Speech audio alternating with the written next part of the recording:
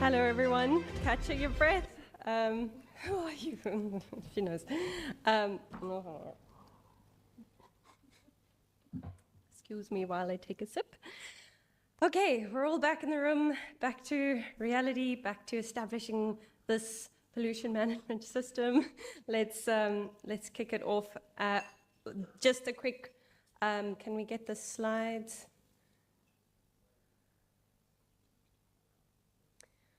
But basically what we're going to do now is have a panel discussion where it'll be quite structured, and then we'll have a refresher, a moment of Zen, an envisioning the future moment, and then we will go into a fishbowl discussion. And what that means is that we're going to have all the recyclers come towards the front of the room, and those already on stage will remain in the panel, and we will have a back and forth between those recyclers. So the fishbowl concept is that inside the fishbowl we have all the practitioners, and then outside those that are curious and want to unpack some of these things further can raise their hand and ask questions.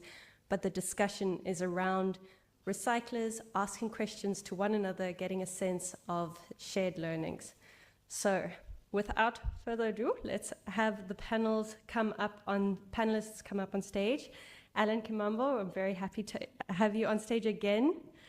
I'm definitely going to ask you some pertinent questions. Then we have Mark Williams-Wynn from South Africa, eWaste Africa. Oh, come on, guys. We just danced together a little bit more. There we go.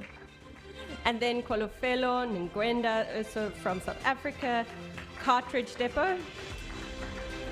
I have all of my dancing partners on stage with me, except for Reynard, but you have to come forward and we'll chat to you later.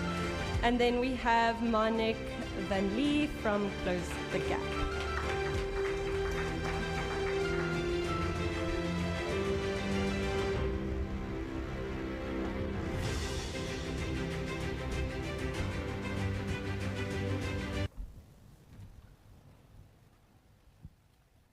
Thank you. Does everyone have a mic? Does everyone have their audio device for translation?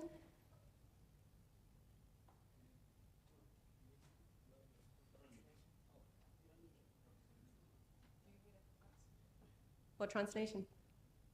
Okay. Thank you so much for being on stage. I think let me give you first a quick round where you can just highlight what you do, and then I will go into some questions that I would like to pose to each of you. So, Manik, let's take it away. Let's hear about what you're doing in the space. Thank you. Thank you, Aisha.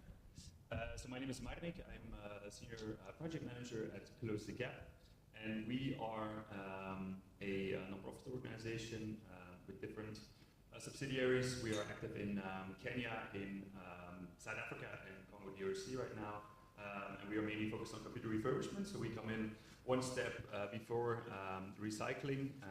We focus on lifetime prolongation of computer devices of any kind used in an office environment, and we try to repurpose those devices and distribute them to schools, NGOs, healthcare institutions who need affordable devices that are still high quality. And my role within the organization is managing projects, as my title says, and also trying to further expand in Africa. We used to be, I'm going to try to keep this brief, we used to be what we always say, a box mover. So we did collection and refurbishing mostly in Europe and then ship to Africa. Now we are active in Africa with computer refurbishment sites, and we hope to expand that network even further so that we can not only increase our employment opportunities, but also offer more services and be closer to our target audience and our beneficiaries and partners. Thank you so much. Over to you, Kolofelo. Good afternoon.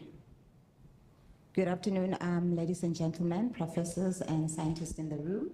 My name is Kolofelo Ngwenda. I am the managing director of a company called Cartridge Depot from South Africa. So we remanufacture or refurbish cartridges to our own trademark brand, which is the Eclipse brand. We have 15 retail stores, which we use as distribution channels within the country. We are fed by recyclers within, or reclaimers as we call them, within the country, and we do get some from Zimbabwe, Zambia, and Mozambique. So yeah, that's what we do.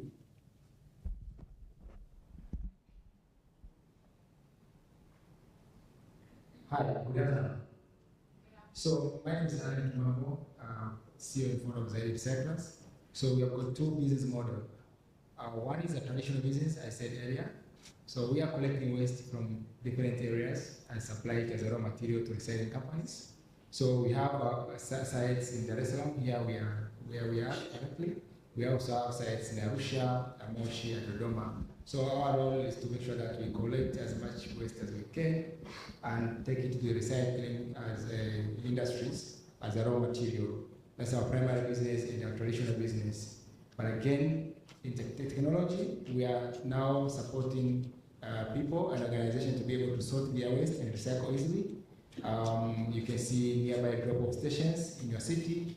You can schedule e-waste pickup, car batteries pickup, and whatever kind of waste that you put in the system, you can just schedule easily.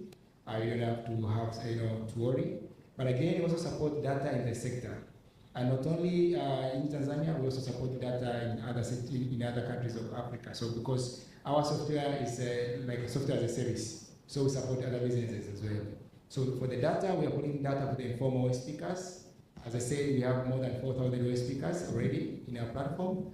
And we also collect their data, whatever they bring to the sites, how much and how much they're earning. So it is easy to know in terms of their age distribution, gender distribution, and their income, as well as environmental and social impact.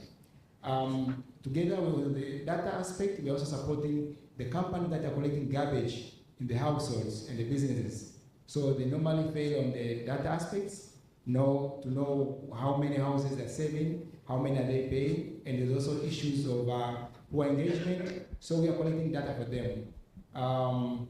Also payment is another aspect that we are also supporting them. Together with the final piece of the technology is the value addition, the microloans, microinsurance, and incentives aspects. So that's what we do, both traditional and technology. Thank you. Good afternoon, everyone. I'm Dr. Mark Williams-Wynn. I'm the Chief Technology Officer at eWaste Africa.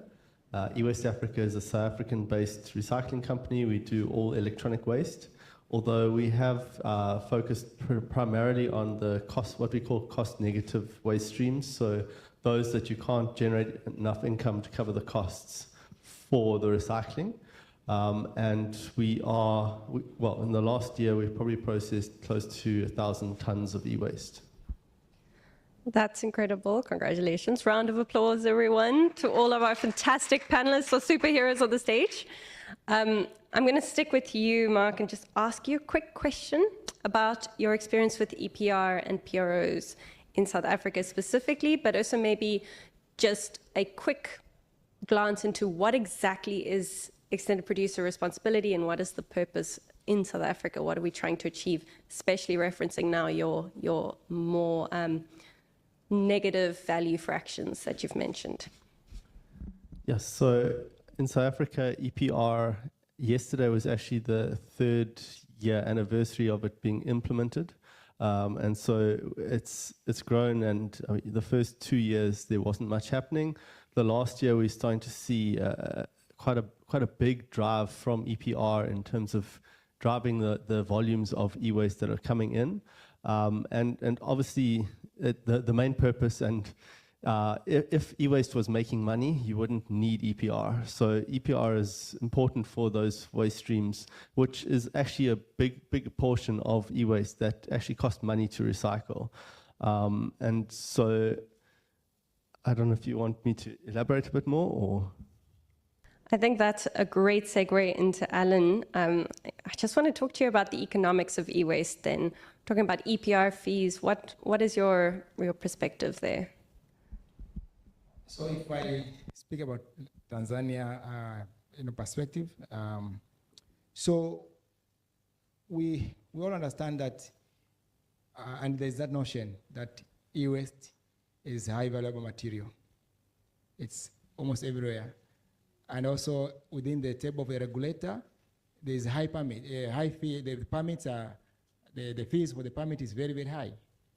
and some strict, regulations, But again, parts of items in those electronic waste, they're high valuable.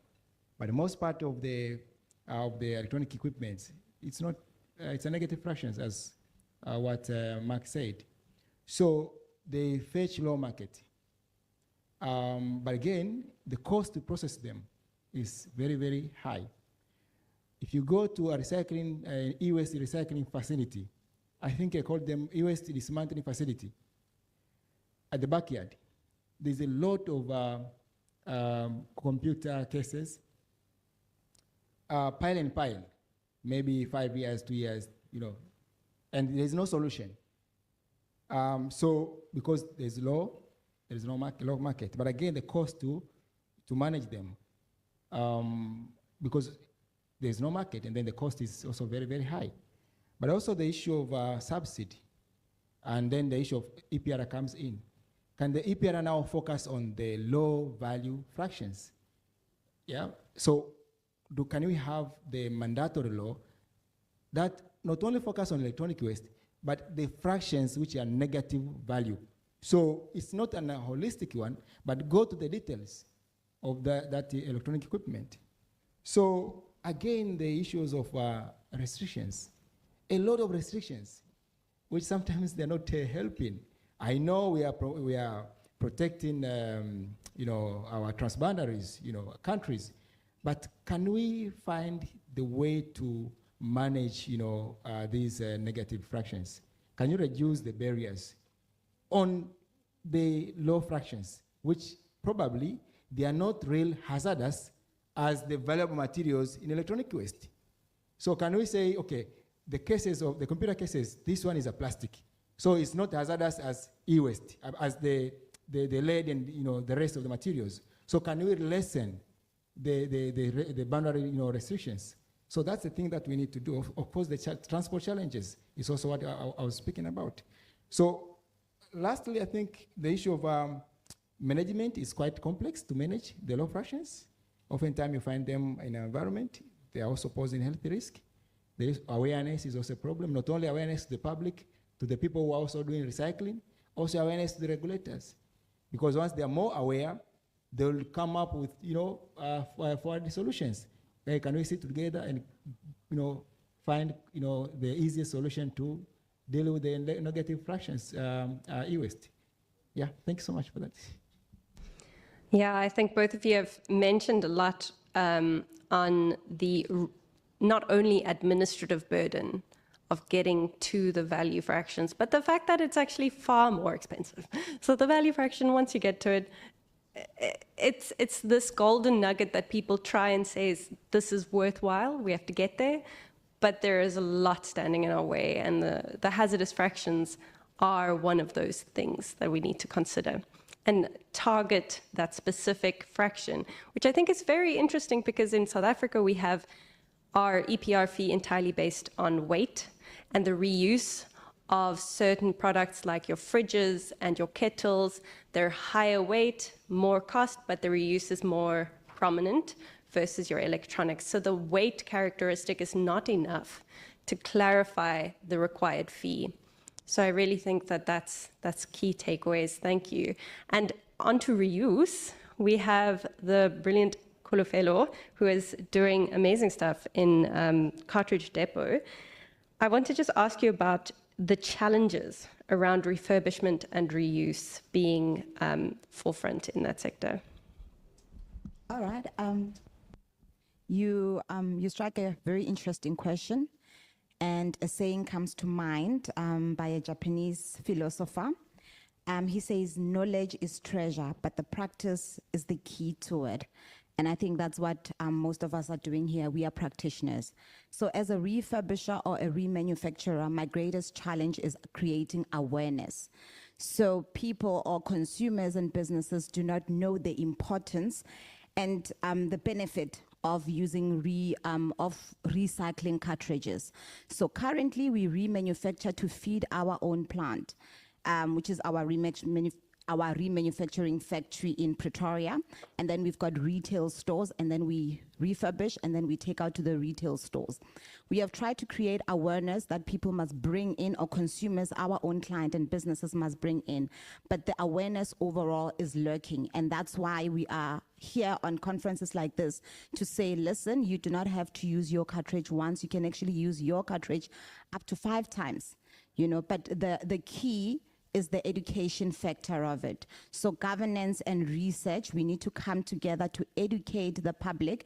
And when we speak of education, we can start it from a school level. We can develop curriculum that goes into schools from primary school all the way to universities on the importance of circular economy, the importance of reuse, especially in the cartridge space. The other challenge that we have, I've got 3 challenges. The other challenge that we have is the generic cheaper options that are in the market. Obviously, economic factors will always affect all of us, especially in Africa. Those actually make it difficult for us to take out our product in the market, which is the Eclipse brand. It's patented, so it's trademarked, so we can take it out to any country around Africa.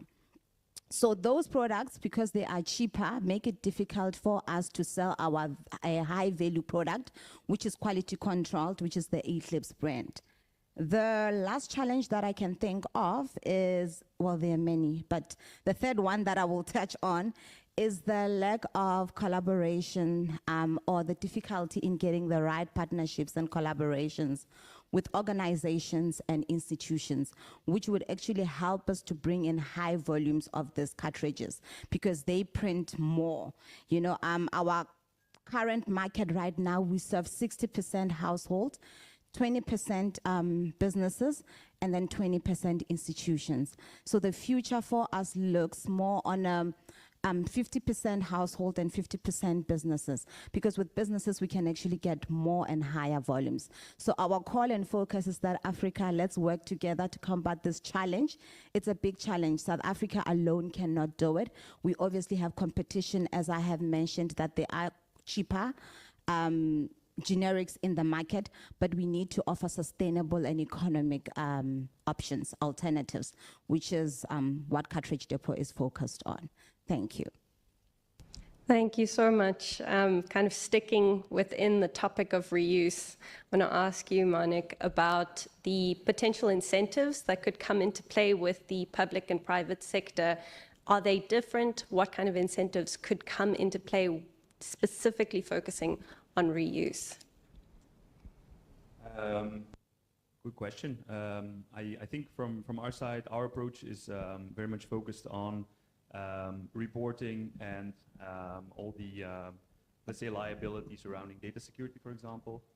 We provide detailed reporting certificates for the data wipe, certificates for recycling as well, to all of our partners, because definitely if you're looking at the case of Europe, where we still collect most of our hardware, this is a requirement for companies to submit basically to the regulators and show that they have disposed of their hardware in a suitable way. So for us, that's a key element in bringing that story and convincing our partners to work with us instead of, with commercial partners or with recycling partners directly. More and more here in Africa, we see the same thing. We see companies no longer expecting us to pay for the devices that we collect from them, but rather, show us that in terms of data security, in terms of let's say ISO certification of our operations, etc., that we're all very much the entire value chain that is very much registered and compliant, and that helps us also in selling that story more locally. Whereas in the past, I think it has been touched upon already several times over the past days, but we were always required to give a contribution for devices, which I understand. But given that, let's say, the target audience that we're working with, schools, NGOs, health institutions, their resources are very low, so we're trying to keep the price as low as possible. And so if we need to pay for the devices, then of course that increases the price at the end of the cycle as well. And so I think that's for us a big element, I would say. Maybe more generally, if you're looking at EPR as such, I think take-back schemes could be something essential in helping, let's say, grow these kind of systems and making them more successful, where you buy a device and where even maybe through consumer incentives, led by an EPR or PRO organization that is paying basically for, or at least contributing to a take-back system, where imagine I'm going to the store, my phone has broken down, there's no repairing possible anymore. I just bring in my phone, I get a coupon to buy a new phone, for example, and the seller is then responsible for the let's say, offloading towards recyclers. There's even, I would say, reverse logistics potential there, where typically, the supplier comes in with a lot of devices for these kind of stores, for distributors. Why not just fill them back up when they have offloaded, and just make sure that they then drive straight to licensed recyclers to take care of the end of life.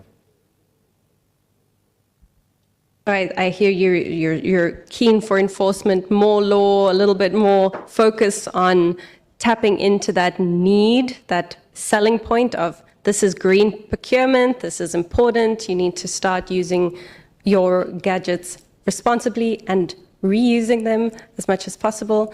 And I think everyone in this room would agree with that. Yeah, for sure. Now I'm going to hand over to the room. I want to see if there's any questions that you have for our fantastic panelists. We have two very clear practitioners on the recycling side and two very clear practitioners on the reuse side. But of course, these things interact and are dependent and kind of live in the same system. So I'd love to hear from you what your questions are for them. Lawrence.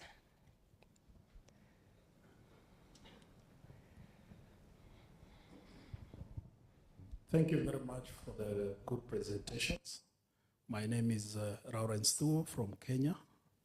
I wanted to know about this data that has been collected about the second use market products like the cartridges. Using the data that you have collected, have you shared with the government so that they are able to map out the people who are in the industry, get a well-informed decision on how to do an inclusive policy that doesn't discriminate? For example, if we have a lot of informal sector collecting e-waste in Africa, why have they not been recognized?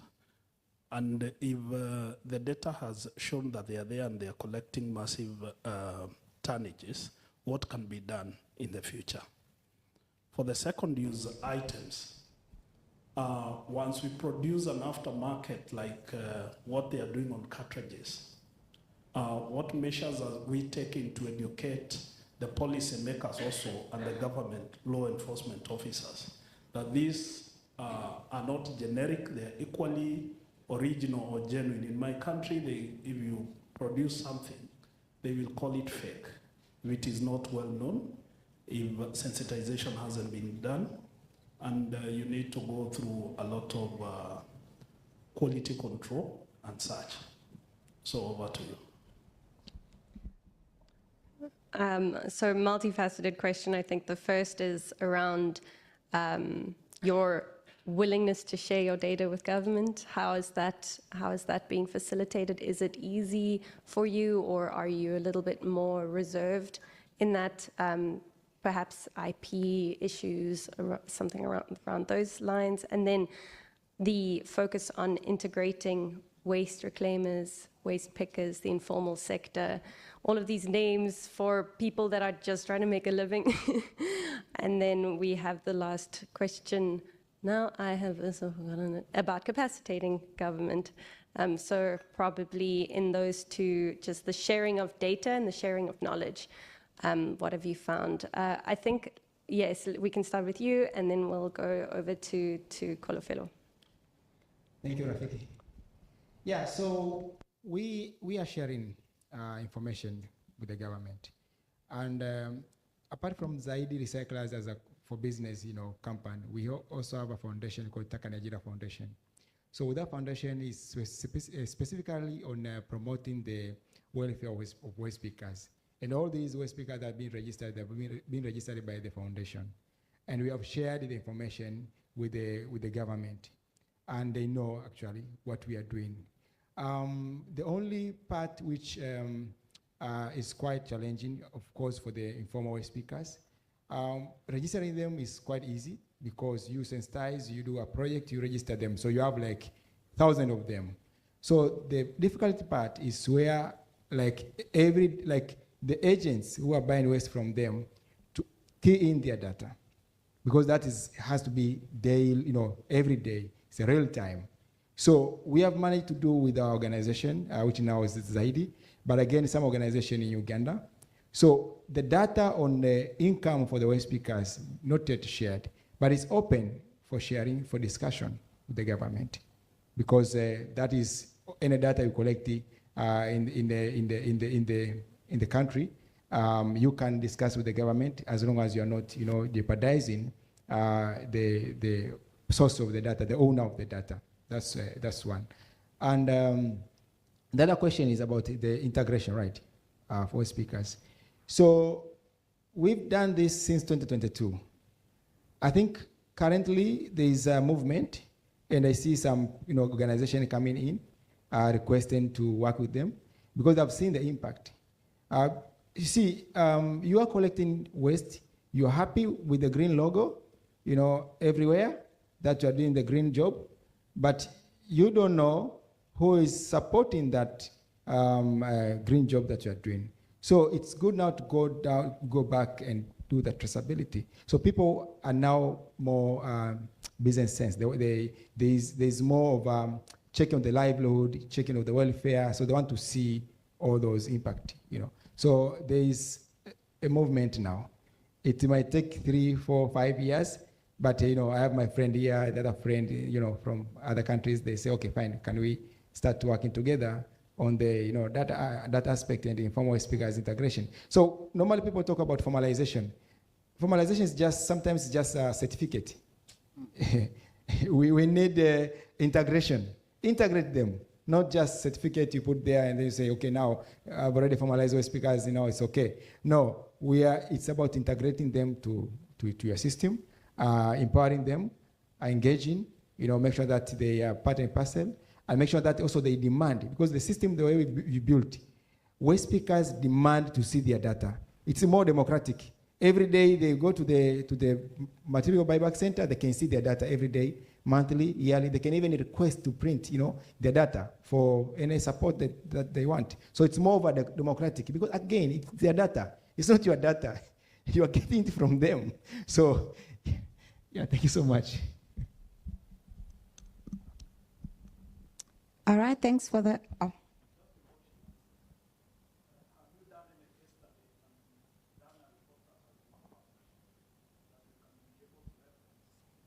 Thank you.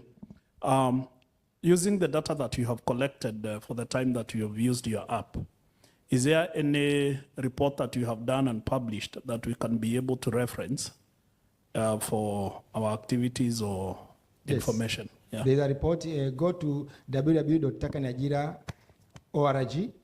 The number of reports there about insurance, about the payment, about children's waste speakers. www.takaniajira.org. The number of publishers that we have put there. Yeah. I'm gonna ask Kolofelo to step in and give her answer quickly, because I want to get to everyone's discussion. But you're part of the fishbowl. I know you. So you will be more, we will have you more center stage in the next panel. I just want to check in on the rest of the group. Is everyone still around? Is there a hand on the side? Okay, I just want Kolofelo to answer, and then we're going to hand over to you for your question. All right, thank you for the question. I will come more on the governance and the environmental policies. We do business with government, meaning that we do have government institutions and schools that actually support us. But it's actually on a small scale, because there is policy and there is governance in place. However, for a medium enterprise like us, it's quite a lengthy and expensive process. So we are thinking about it in terms of short term, because in the next 5 years, we'd like to get accreditation for our product, which is a CETA accreditation that would enable businesses and the government to use us. So currently, in our country, there is a tendering process that you follow, And the process for now allows for originals, meaning that it does not cater for remanufactured or refurbished goods. However, with that CETA accreditation, when we do get funding, we will be able to access that. It's a very funny concept, but yeah, it's our governance and policy, so we have to follow protocol.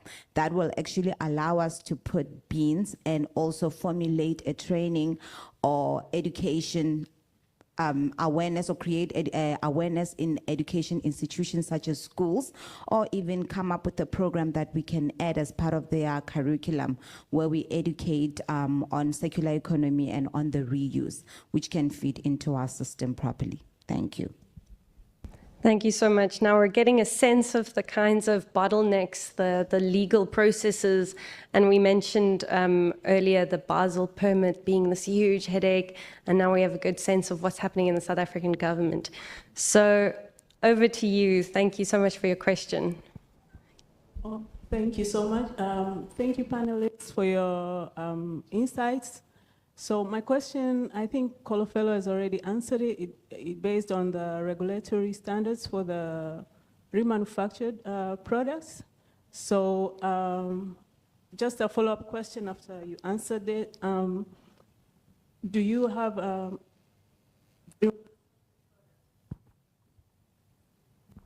remanufactured products? Is there any? Do you sell them back to the community without the standards, or how does it work? Or is just for donation? Okay, thank you for that question. So yes, we do have 15 retail stores. So meaning that our product is actually accessible to the market. It is legal. Like I said, we have a trademark, which is the Eclipse product. So it's out there. We are allowed to sell to the public. And what we're doing to promote sustainable entrepreneurship, which is where we want to look in our government as well, is to say that we are moving away from our model of opening physical stores, and we are empowering entrepreneurs to come in and stock and go and distribute out there. That way they can, because South Africa has got a high unemployment rate. So much as we are solving the e-waste problem, we're also looking at other economic factors in the country. And we're saying that we would like to empower entrepreneurs to take our product out there. What that does for us is that when they are resellers of the Eclipse product, they're actually also reclaimers, meaning they can also collect and feed back into the system. So we're creating this whole supply chain for ourselves to be able to maintain and also to just scale the business overall. I like it. The networks, the connections, and the cross-boundary movements of good South African products. That's so exciting. So what has kind of come up for me is that no one's mentioned any support structures or any kind of networks that have been fundamental to your growth. So perhaps if you would like to share an experience or a mentorship program or something that has been pivotal to getting you to where you are at, and maybe point people in that direction of potential networks for support. Yeah, I would be really interested in hearing about that, but I'd also then be interested to hear, if you haven't received any of these, what would you ideally like to see? I do realize that I'm now hogging the questions because I have questions and I want to answer.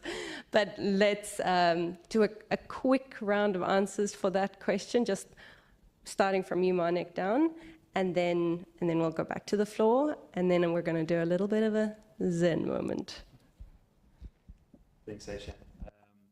Yeah, from our side, I would say our support network mostly stems from the companies and the governments that we work with that are that rely on us for the recovery and the refurbishment of their devices. They are our bread and butter, obviously. I mean, if we wouldn't have them, then we wouldn't get any hardware in, and we couldn't ship any hardware out to our partners. So we constantly keep engaging them very practically, also by showing what we're doing with the devices, highlighting the kind of projects that we're realizing, because that's really what we need to keep them engaged and to make sure that they are continuing the partnership with us. Maybe a side note, we used to be part of the STEP initiative as well, because at some point within my organization we had a specific program on e-waste management when we realized that first generation, and I'm talking about 15 years ago now, first generation of devices that we had actually supplied to partners here in Africa became obsolete, and we had not only brought in a beautiful device that they could use for another 5 years or more, but we had also imported an e-waste problem for which the infrastructure, legislation, etc. wasn't present. And so back then, setting up that program, having the support from the STEP initiative and all the partners around that was really essential in understanding that e-waste problem and in addressing it as such. And that's at that point we also set up a voluntary EPR system to directly help the financing, the setup of a couple of recycling partners, most notably the We Center in Nairobi. And then for several years afterwards, we also financed directly the collection of wastes to avoid cherry picking, to avoid that only valuables were being picked up. The idea was that we help set them up, we give them technical assistance, and then after 5 years, we basically have supported them also in their operations, and then we assumed and hoped that they would then stand on their own feet and continue sustainably. And effectively, that also created kind of a network of e-waste recyclers that all helped each other and that shared knowledge, and that also benefited from initiatives like STEP, where this kind of knowledge is in a very structured way gathered and then distributed again. So that for me is something that everyone can, I would say, take away if you're a recycler and you sometimes don't know how to go about this or that. There's probably somewhere out there who's already tried that or has run against such a problem, so why not engage in networks that exist? All right, I will speak more on what I would like to see happen, and that is more on creating awareness and requesting for partnership and collaborations with the government and institutions. I believe that if I were to pose the question in the room, that who's got a printer, 90% of the room would say they have access to a printer.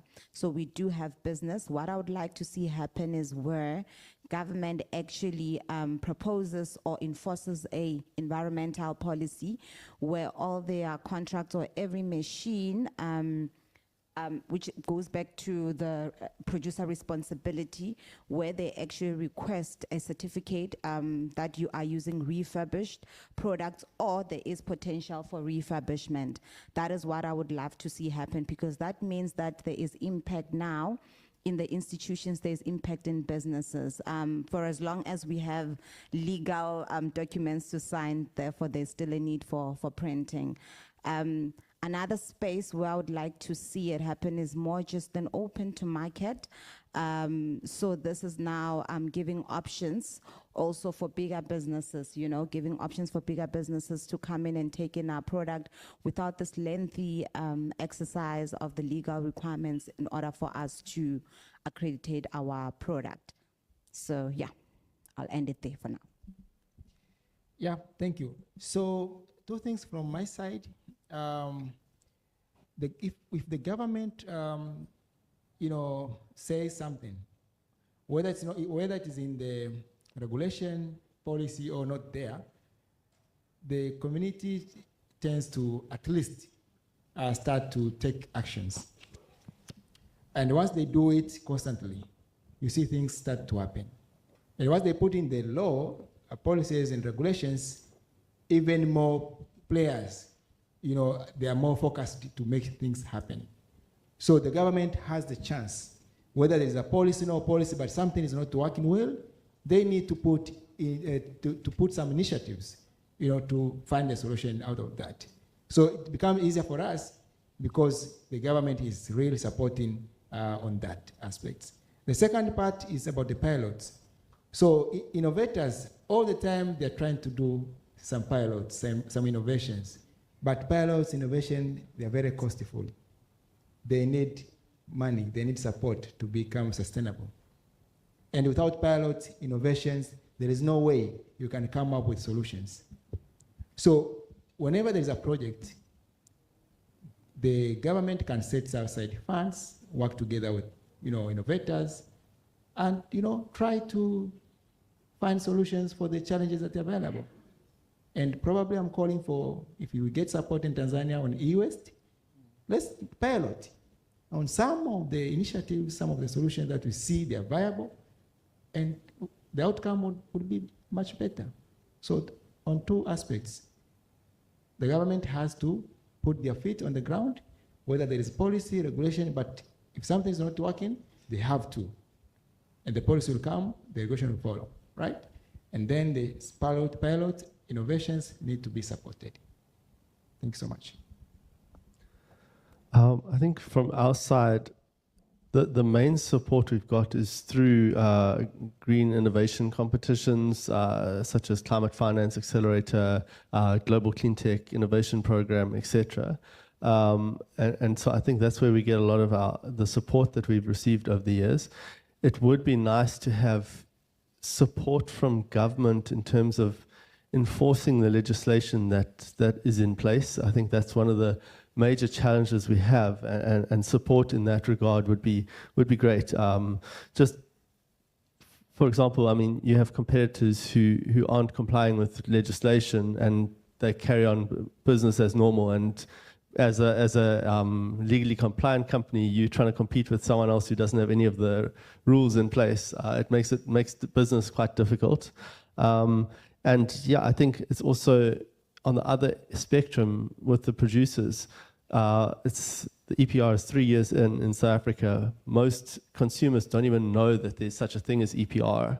And so producers are not being held responsible to actually comply with the regulations. And so those are some of the ways that government could support legally compliant recyclers to make sure that they are the ones who are growing and they're the ones who are doing the work that needs to be done. I think all of these networks are also calls to action, which is fantastic. So we have that necessary international donorship cohort that comes in, as well as the need for government to really create working groups around e-waste, specifically capacitate those individuals within the working groups and try and keep kind of an institutional memory going so that we don't constantly have to start at the beginning. And then, of course, once we get that, we can really start enforcing what we have, because we have policies. People are writing these policies. I am writing these policies. And I would love to see them live in the real world where you guys live, not in my mind where I live. So now we're going to do something absolutely terrifying. Please, everyone, close your laptops. Put the screens away.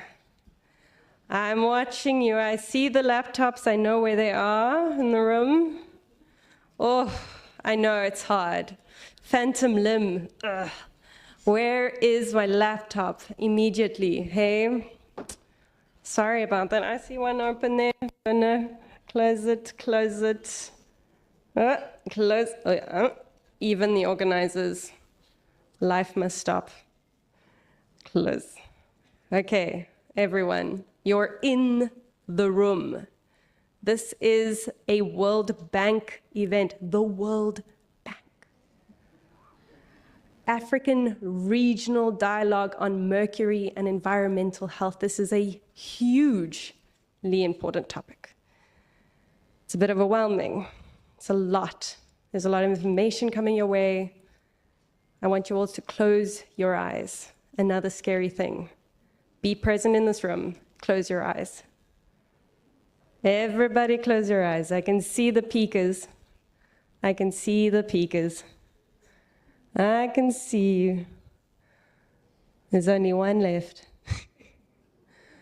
Okay. I want you to feel yourself present in this room, feet firmly on the ground. I want you to relax your face. No smirks, no smiles. Just relax all the muscles in your face. Slowly but surely unclench your jaw. And I want you to take a deep breath in.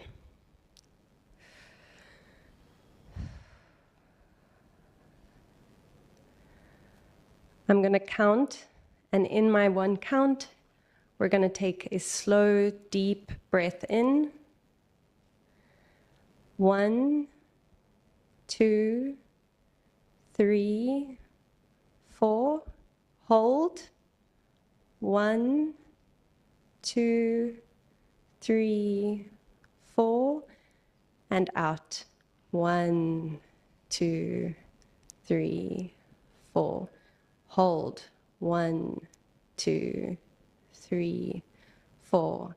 In. 1, 2, 3, 4. Hold. 1, 2, 3, 4. And out. 1, 2, 3, 4. And hold. 1, 2, 3, 4. In your own time. 1, 2, 3, 4. And hold. And out. And hold that out breath.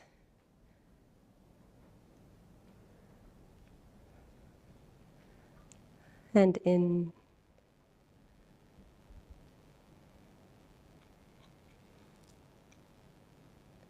Breath is such a precious, sacred thing. It brings us into the moment. It takes us away from our laptops. It brings us into our bodies. We've had fantastic exercises where we're in our bodies, and I want you to remember that. You are an environment in and of itself.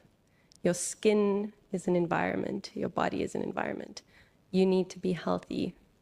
We want to make sure that everyone is. So now we're going to go into the next session. So slowly but surely start envisioning where you would like to see Africa in the next 10 years. It's a decade, but it's a very crucial decade. All the time, remembering to breathe.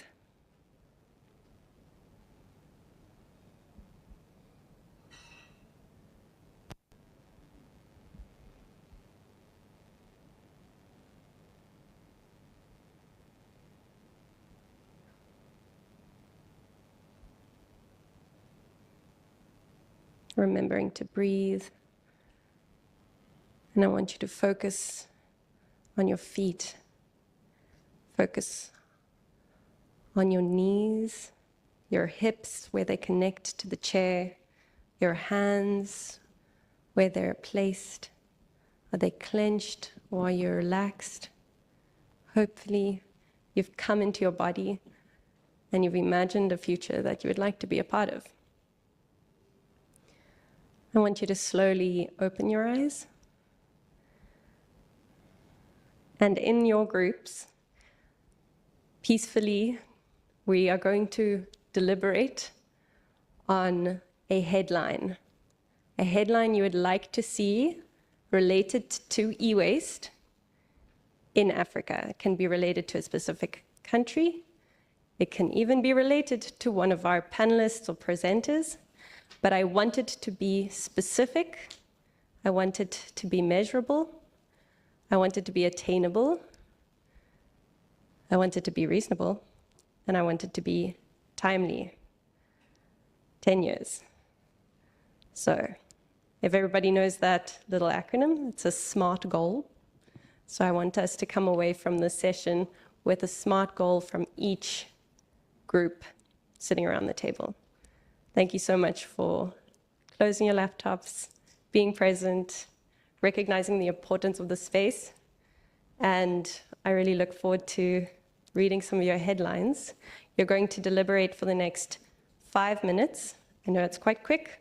It's a quick, short goal, but it's trying to get to that point, that 10-year picture, that hope for Africa. So let's get started. You have 5 minutes, and you need to answer that SMART goal. Okay, thank you. Then we have some light background music to inspire. So, in the next section.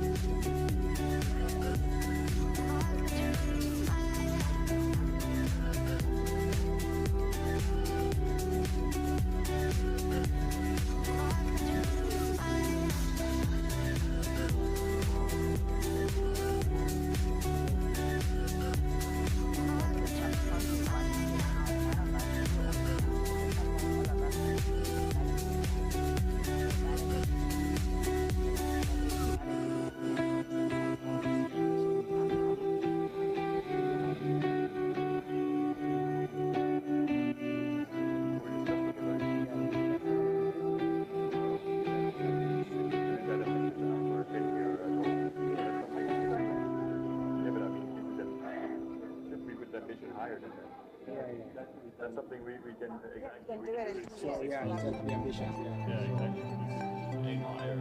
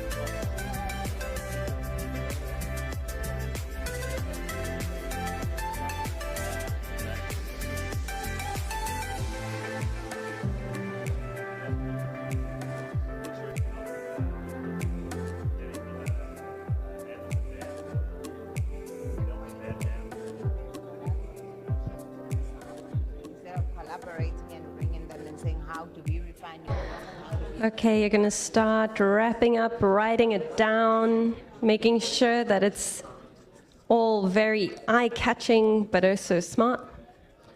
You've got 1 minute left.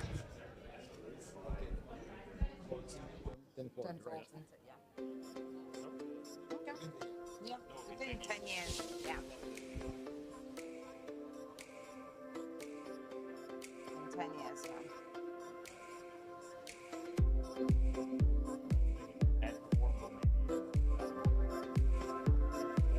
Oh, formal, yeah, formal, yeah. Yeah, the rate of formal. Yeah. Lovely.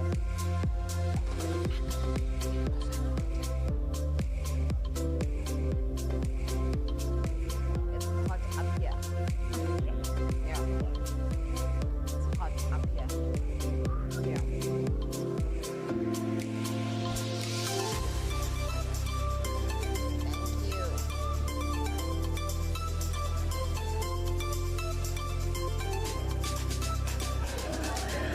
Okay, everyone, I hope you've got a beautiful headline written down. I want you to start wrapping that up. Amazing. And now I'm going to have to pick on some of you to hear what your headline is regarding electronics, electrical equipment, waste in Africa. So I think let's start with the silent, in the corner, the mediator. Are you mediators? You didn't participate.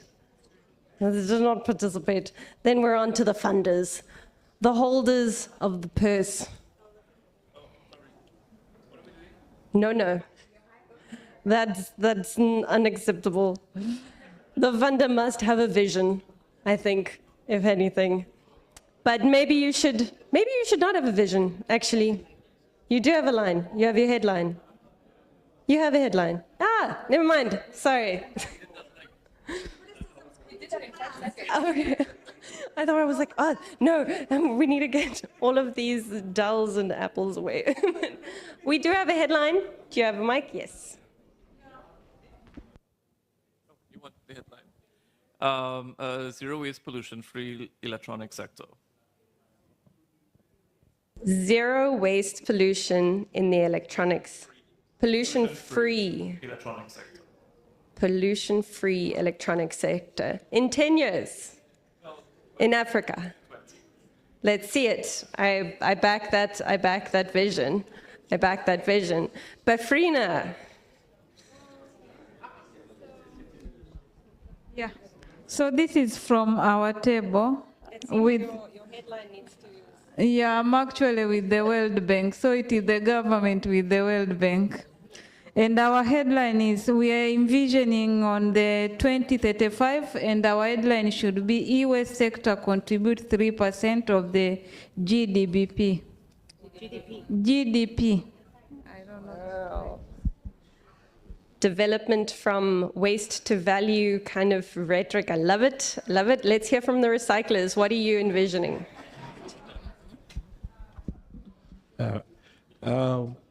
from this table, we are looking at 10 years from now. So in 10 years' time, we wanted to close the loop for e-waste materials recovery in Africa to give birth to a refinery that can refine or produce about 100,000 or 10,000 tons a day. So that it end up, so Let's it's... hear the headline, because headline is... The headline, let me help to you. close the loop. Close the loop. So the headline reads, "Closing the loop gives birth to e-waste materials recovery." No, let me say it again. "Closing the loop to e-waste material recovery in Africa gives birth to a 10,000 ton refinery." I like it. It's very specific. Yes. So within 10 years, that's what we wanted to achieve as an African. Yeah. I like it. I like it. Let's hear from the internationals.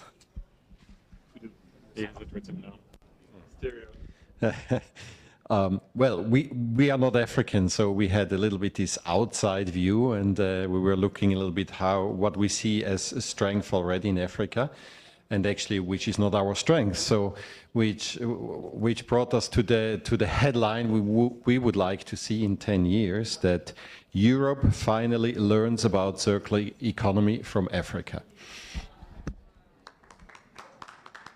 Thank you. Thank you. Okay, I have to take two more, but very quick, because I want to actually hear everyone's, but I don't think I have the space. From this table, we agreed that to have integrated e-waste management system in Africa within 10 years, so as to incorporate or to collaborate with the whole Africans to have a system which will help in management of e-waste. Thank you. Thank you so much. We've got the organizers. They want. Okay, your headline just as a specific line. Yes. Are you still crafting? I think that is illegal. Against the law. This is Team Lion. Oh my goodness, guys. Okay. Let's have our organizers have the last word. Are you happy? Yes. Just say it. You say it. Got it. Oh no, guys. Say well, we were looking for just headlines, so it's just like a newspaper headline. So it's sustainable e-waste solutions transforming livelihoods. Amazing. I see we've got very similar themes and our visions are very similar. I'm sorry that I couldn't get to all of the tables. Oh, we've got hands up. I can't say no to hands, but only your sentence, headline, and then we pass on headline. Okay, fast. Okay, thank you. From this table, just a bit of background. We want to make sure that everyone wants to have their headline read out, so we must stick to just the headline. It is 50% of generated e-waste to be collected and recycled in the next 10 years for Africa. I like that specificity, yes.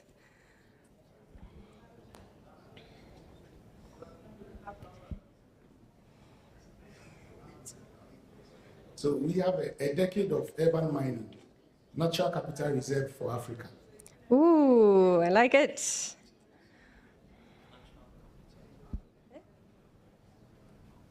Your headline? Oh, ambivalence means you don't get to read it out. Okay, those in the back? Yes, go for it.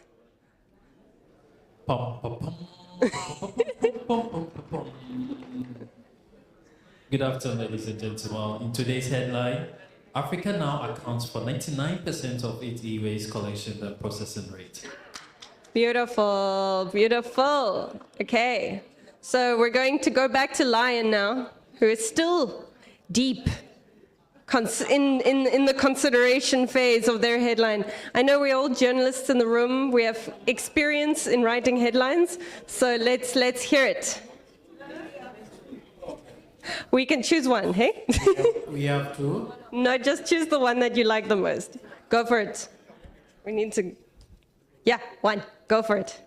Okay, Team Lion. A decade of change. Africa's comprehensive e-waste management ecosystem sets global standard. I like it. Global standard. I think we're already setting that in terms of our circular economy, but people could take me up on that. Okay. Our last table, I suspect, unless I've missed anyone. Are you ready for us? There we go.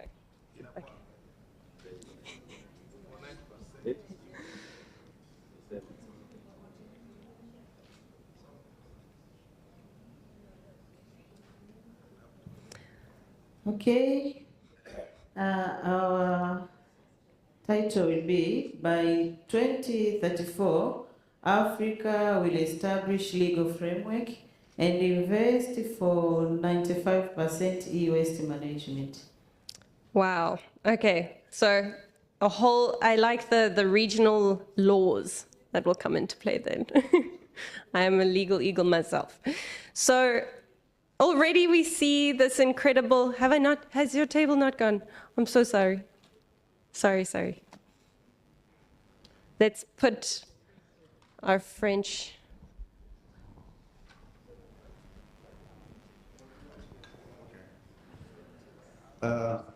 Bon, notre réflexion avec d'ici 10 ans que 90% des déchets électroménagers soient gérés de manière durable, avec la création de richesses et d'emplois, l'amélioration du cadre de vie et de la santé environnementale. Amazing, amazing. Thank you so much. Okay, so do you want to hear mine? The first e-waste purely made phone from Africa. Just as it is. Very unsmart, but it's something along those lines. I'll think more about it. Okay, great. So we actually have very little time, but I am pretty insistent that we need to just have a short period where we really have a conversation with recyclers and speak about that future system that we want to envision. So we've started off with a whole bunch of smart headlines, but to action these very ambitious goals, I would like to hear from the recyclers again. Bring it back to reality, bring it back to what we need to see change in the system to achieve what is incredibly fascinating and challenging headlines to actually replicate. So for the beginning, I would actually like to pick on some of the recyclers that have not spoken today, and I must first hand over then to Kingsley. Where is Kingsley? Hello. You have brief mic.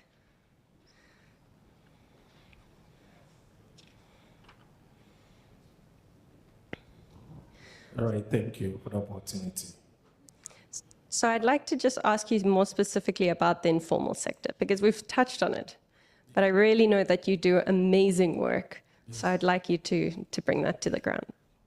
Okay, we are trying to integrate the informal sector into formal sector by training them, provide them incentives, and then also we are asking them to form a group or an association so that they can have a voice in their community. And also we have engaged students from all the regions.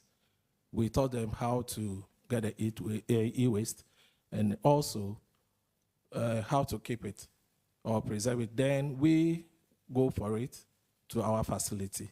And we also have a competition with them, like we taught them about it. Then we have a quiz. Whoever won or wins, we give out the product in the form of tablets that we have. We just started a few months ago. So this is what we have been doing, actually, and it's working and it's helping us. Secondly, we also start putting up a small containers. We call it a container made of a metal plate. So we put it with a sign. So whoever have an e-waste, you go there and drop it. Or you come, or you call us, we'll go and pick it from your facility. And it's really, really working. We train some of the informal workers as an agent so that they will collect for us. And it's working because at times the way they keep the e-waste, or let me say the televisions or the monitors, when you go, you will not like to touch it. But after training them and then teaching them the right way to keep it, it's now healthy, and we are seeing a change. We are actually doing a great job, and I would like all of us over here to adapt into that by integrating them and then formalizing them as well. Thank you. Thank you so much. I also want to bring in Terry Shema. Where are you?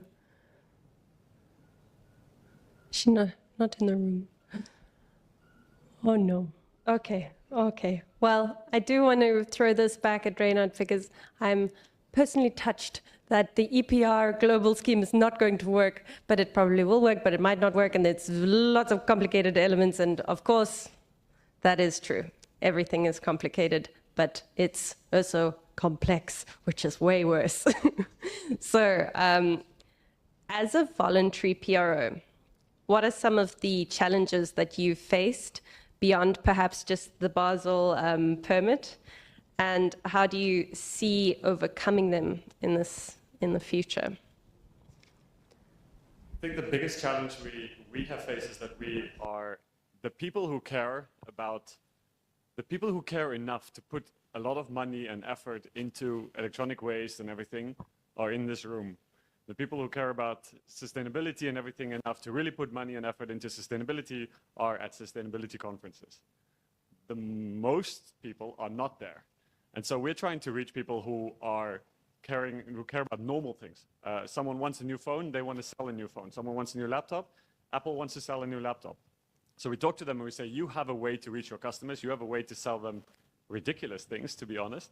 But that means you have a way to communicate them and to move a message that can be a sustainable one. So in that story, we say, you can add sustainability to your product offering in a commercial way. So telling the sustainability story, the part that whether it's funding e-waste collection, whether it is planting more trees, it really doesn't matter. We try and integrate that story into a commercial message so that the general public is listening to it. Because businesses are good at selling things, they're just not good at selling sustainability. So we try and bridge that gap, and that's the biggest challenge, is getting businesses to see that sustainability messages can also be commercially interesting so that they put money behind it. And when there's money behind it, we solve, I think, a lot of the problems. The e-waste problem, I still think, is a very big financial problem. Does that answer the question? Yes, and it poses a lot of questions for me that I would like to follow up on, but I really can't. Okay, Agabas, are you here with us? Behind the pillar. I'm reaching out to all of the recyclers to make sure everyone has their say. So, what are the metrics that you would use to determine success in a recycling operation in Africa? What type of metrics would you use personally? Thank you very much for the question. So from our perspective, we will be looking at across the continent, like Africa, with regards to policy, regulation, enforcement, how many African countries basically have the policy, have the regulation, and how many of these countries are basically enforcing most of these policies and regulation. This would be the key pathway or gateway to ensuring that, yes, Africa is basically moving to a step in ensuring that we are basically collecting electronic waste. And secondly, would have to do with infrastructure, essentially Yeah, we are looking forward in increasing collection of electronic waste. We are looking forward in increasing our processing rate and stuff. But then currently, infrastructure is a huge deficit gap in Africa. So basically, getting to know the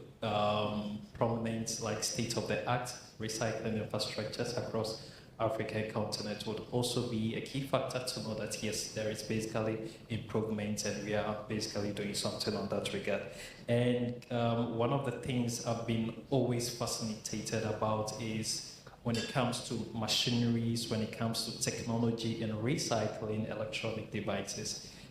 We've been privileged to be in India and other places of the world, like locally manufacturing most of these machines and processing machines would also kind of testify to the increased rate or to, let's say, how well African we are doing in ensuring that electronic waste is basically collected, and also kind of embracing innovation, embracing technology in the space as well.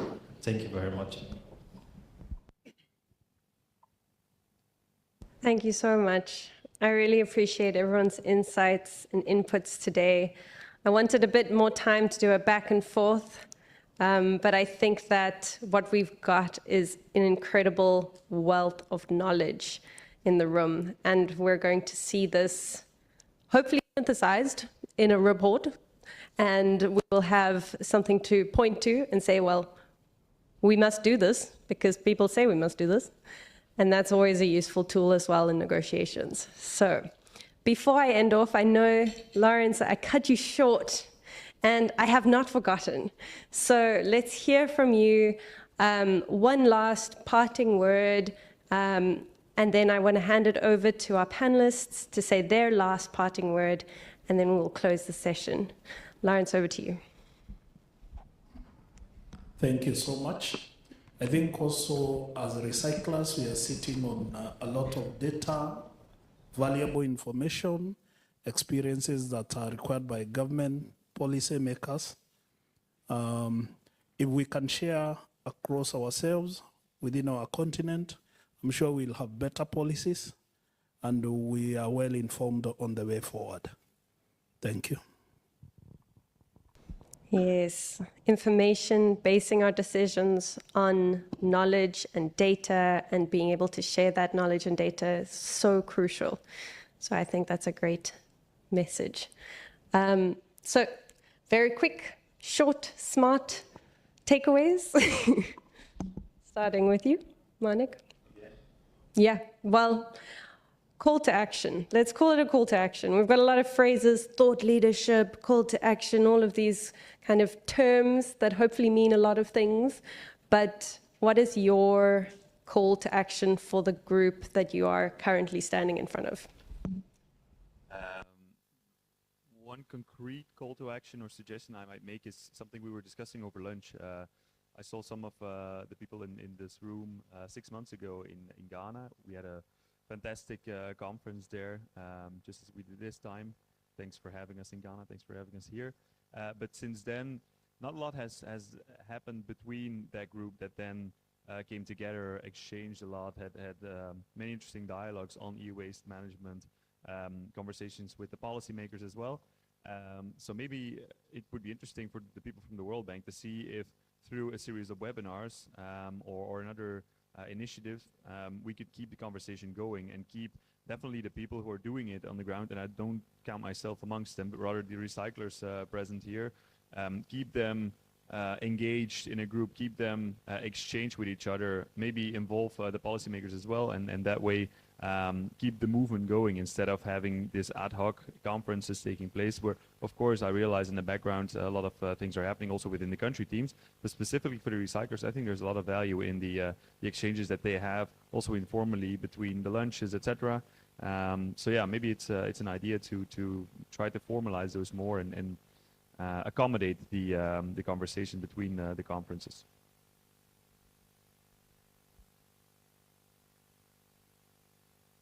In Africa, we have a saying that says, it takes a village to raise a child.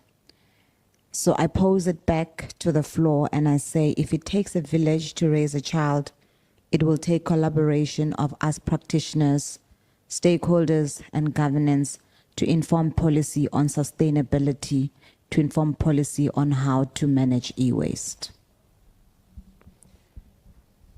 Thank you. So the first session, I was in Accra. Thank you that World Bank invited me in Accra, and I met some of you and some of the recyclers in the room, and some of you have discussed on collaboration. Some of them, of course, signed the MOU, and there's also potential collaboration. So what I'm looking at, can we build more on these, networks that we have already created? Because we are innovators in the room, and there are, of course, some other innovators. So if we can create a network and time to time engaging, not like once we have another event, then we come together. No, let it be continuously. We can, bring a lot of energies and new things, big businesses and solutions within on the network that we have already created. So I call upon, let's collaborate, let's work together, let's meet, talk. Thank you so much. So Africans are innovative. I mean, I think just what you've seen from the various recyclers and refurbishers in the room, there's so much innovation. But I think the key thing is finding the balance between environmental protection and creating a measured response to the innovation. So you don't want to be stifling all the innovation, but there is a need for some form of control in place for environmental protection. And I think that comes through for the governments and the legislators. It comes through having the people who have the experience and who are willing to learn from the recyclers. So that's why this forum is an amazing opportunity, because the legislation creators are listening to what the recyclers are saying. And so I think that's very important, to make sure that legislation takes reality into account. Well, I'm really glad that we had that last round of call to action. I think they're very clear, and I'm really looking forward. I'm actually excited now. I'm running on fumes, but I'm really excited. So let's get these networks going. Let's get started. And thank you so much for being present, for being patient, for breathing with me. I really appreciate you all. I'm going to hand over back to our facilitator. Thank you so much. Have a lovely afternoon. Thank you so much.